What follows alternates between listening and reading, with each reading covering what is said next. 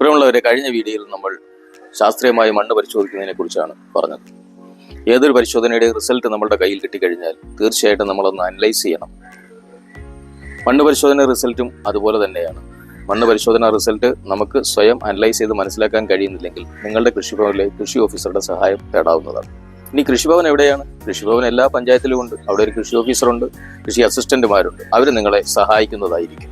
മണ്ണ് പരിശോധനാ ഫലം നമ്മുടെ കൈ കിട്ടിക്കഴിഞ്ഞാൽ അതിൽ പ്രധാനമായും രേഖപ്പെടുത്തിയിട്ടുള്ള കുറച്ച് കാര്യങ്ങളുണ്ട്. അത് pH, അതായത് മണ്ണിന്റെ pH രേഖപ്പെടുത്തിയിട്ടുണ്ടാകും. pH 7 ആണെങ്കിൽ ന്യൂട്രൽ ആയിരിക്കും, അതിൽ താഴെയാണെങ്കിൽ അസിഡിക് ആയിരിക്കും, അതിന് മുകളിലാണെങ്കിൽ 7 മുകളിലാണെങ്കിൽ ആൽക്കലൈൻ ആയിരിക്കും.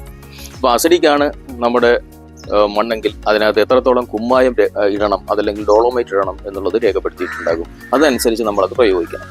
കുമ്മായം മണ്ണിലിട്ട് 2 ആഴ്ചയെങ്കിലും കഴിഞ്ഞതിന് ശേഷം മാത്രമേ രാസവളങ്ങൾ മറ്റേത് വളങ്ങളാണെങ്കിലും പ്രയോഗിക്കാൻ പാടുള്ളൂ. എന്തിനാണ് ഈ 2 ആഴ്ച സമയം കൊടുക്കുന്നതെന്ന് വെച്ചാൽ മണ്ണ് അതുമായി ബന്ധപ്പെട്ട് അതിൻ്റെ പ്രവർത്തനങ്ങൾ നടന്ന് ആ മണ്ണിൻ്റെ അസിഡിറ്റി ന്യൂട്രലൈസ് ചെയ്ത് വരുന്നതിന് വേണ്ടിയാണ് ഈ 2 ആഴ്ച സമയം കൊടുക്കുന്നത്. അതിനുശേഷം വളമിട്ടെങ്കിൽ മാത്രമേ അത് ഗുണം ചെയ്യുകയുള്ളൂ.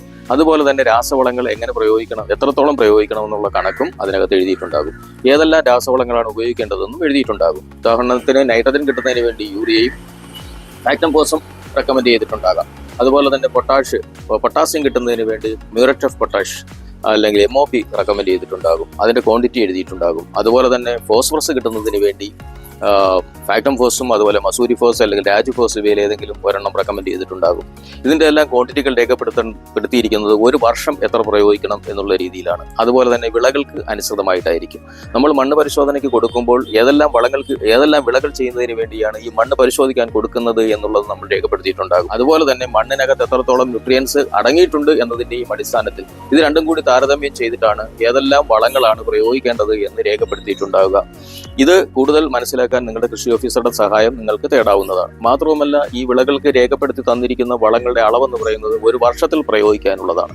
അത് വിളകൾക്കനുസരിച്ച് പല സ്പ്ലിറ്റുകളായി, പല ഡോസുകളായിട്ടാണ് ഉപയോഗിക്കേണ്ടത്. ചില വിളകൾക്ക് 2 ഡോസ് ആയിരിക്കും, ചില വിളകൾക്ക് 3, ചിലതിന് 4 ഡോസുകളായിട്ടായിരിക്കും ഈ വളങ്ങൾ പ്രയോഗിക്കേണ്ടത്. അത് ഉദാഹരണത്തിന് നമ്മൾ ഏത്തവാഴയാണ് കൃഷി ചെയ്യുന്നതെങ്കിൽ 6 ഡോസായിട്ടാണ് വളം കൊടുക്കേണ്ടി വരുന്നത്. തെങ്ങിനാണെങ്കിൽ ജലസേചനം ഉപയോഗിച്ചാണ് കൃഷി ചെയ്യുന്നതെങ്കിൽ 4 ഡോസും, അതുപോലെ അല്ലാതെ റെയിൻഫെഡ് ആയിട്ടാണ്, മഴയെ ആശ്രയിച്ചാണ് കൃഷി ചെയ്യുന്നതെങ്കിൽ 2 ഡോസുമായിട്ടാണ് ഈ വളങ്ങൾ കൊടുക്കേണ്ടി വരിക. അതുപോലെ പച്ചക്കറികളാണെങ്കിൽ 2 മുതൽ 3 ഡോസാണ് കൊടുക്കേണ്ടി വരുന്നത്. അതിനെല്ലാം അളവുകൾ വ്യത്യസ്തമായിരിക്കും. അത് കൃഷി ഓഫീസർ വളരെ കൃത്യമായി നിങ്ങൾക്ക് പറഞ്ഞു തരുന്നതായിരിക്കും. ഇതാണ് ഇതുമായി ബന്ധപ്പെട്ട് നമുക്ക് ടെസ്റ്റ് റിസൾട്ടിൽ നിന്നും മനസ്സിലാക്കാനുള്ള കാര്യങ്ങൾ.